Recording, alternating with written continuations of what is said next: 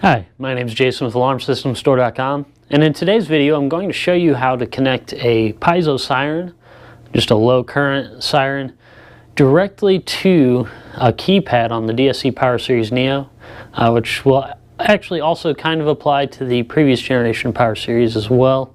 It'll be slightly different, but you'll get the general idea for it. If you like this kind of video, want more like it, make sure you hit the subscribe button. We're releasing new videos all the time. So let's go ahead and go to the table and we'll get started. Alright guys, so the first thing I did was power down the PowerSeries NEO, so it's completely off, that way you don't accidentally short anything. The siren I'm going to be using today is this PB005, you can find it on our website. It's really inexpensive. Small, you can put it just about anywhere, hide it, however you want to do it, and it packs a powerful punch without much current draw. So the keypad itself can put out about 50 milliamps from the PGM terminal, and there's not many sirens out there that draw 50 milliamps or less. This one actually only draws 10 milliamps at 12 volts and puts out 95 decibels, so it's pretty loud for really low current draw. So again, you can find that on the website. However, this process would work if you wanted to use like a relay with a power supply, and you can connect just about anything to it at that point. So first step is to open up the keypad.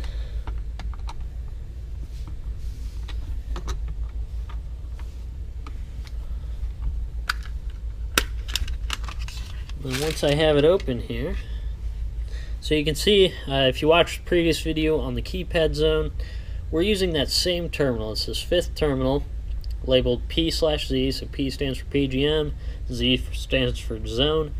So we're going to use that terminal, and that's actually where our negative wire is going to go. So we'll put our black wire there, and then we'll use the red for our positive. So keypad zone was kind of flipped, so we actually connect from black to the zone. Obviously, just a open close switch, doesn't really matter positive negative, but we use black and then the fifth terminal. With a PGM, you're going to use red for your positive and the fifth terminal here as your negative. So we'll open this up.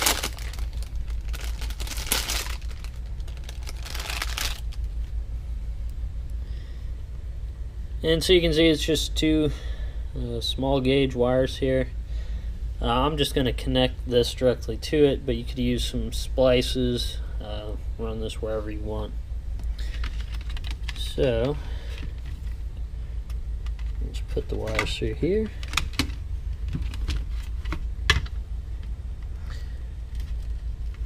And again, the black goes in the fifth terminal.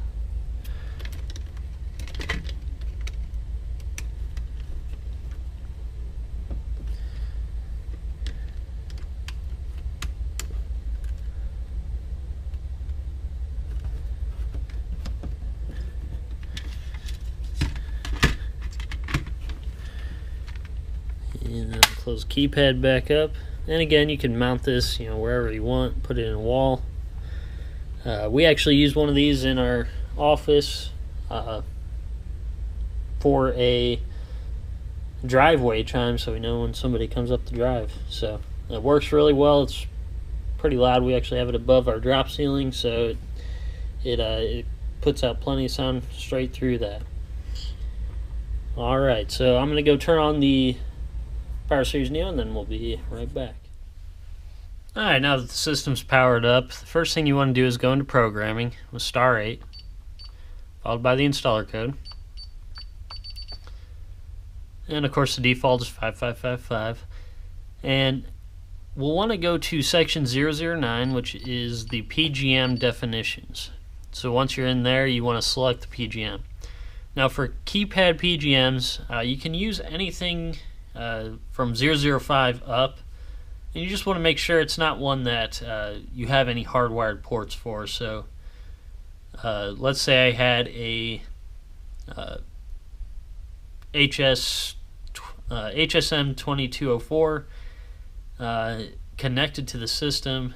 So that one's going to be, cover slots 005 through 009. So I wouldn't want to use any of those for my keypad. In this case, I don't have any PGM expansion boards, so I can really use anything I want as long as it's not the first four. So I'm just going to go ahead and use 005. So once you go into 005, you need to actually select the type. So this is just like you would do for signing zone types, except you're doing it for PGMs. You can of course find the full list in the manual for your PGMs, but the most common one you're going to use for this is 111. Now 111, we'll go back to PGM5 here, is the keypad buzzer follower. What this means is that basically anytime this keypad beeps, we want that Piezo Siren to beep. So most common use for this is going to be for door chimes and entry and exit delays and things like that. And that is what 111 will do for you. Now you may want to use it as a zone follower and things like that. So there are other options and other instances where you may use it. But generally, like I said, when connecting directly to the keypad, you're generally going to use it for a keypad buzzer follower. So that's one we're going to show here. So now that we have that selected, we're going to push pound a couple times to go back out to then go to the keypad programming. Now section 861 is for keypad 1. If you were doing keypad 2, 3, 4, whatever it is, 862 is keypad 2, 863 is keypad 3, etc. But this is keypad 1. It's in slot 1, so we're doing 861. Now the first thing you want to do is tell the system that that fifth terminal is a PGM. To do that, you go to 023. And then you can either push 3 or scroll over to 3, and you see it says PGM output. By default, it's going to be set on no, which means it's going to be a zone input. But we want it to be a PGM output, so we're going to hit star, and that's going to change it to a Y, and then push pound. The next thing you want to do is tell the keypad which PGM to make that fifth terminal. So to do that, you go to 011,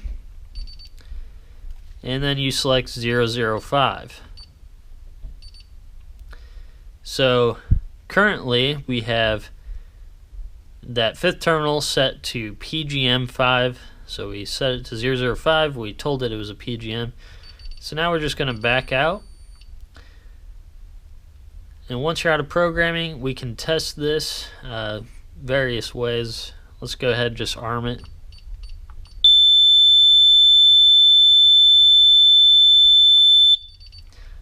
So you can hear that thing's pretty loud, and that's going to give you an exit delay. If I had a zone set up here, I could easily do. I could show you the chime feature with it. So it's packs a powerful punch for being this small, and it's something you can easily kind of put out of the way, recess it into the wall, whatever you want to do. So that's a quick and easy solution for your system for a problem a lot of people have. Alright, there you have it, guys. That's all there is to it. Hopefully you found this helpful, maybe gave you an idea of something you could do that you didn't know it could do. If you did like the video, make sure you hit the like button. If you have any questions, just comment below. Thanks, and I'll see you in the next video.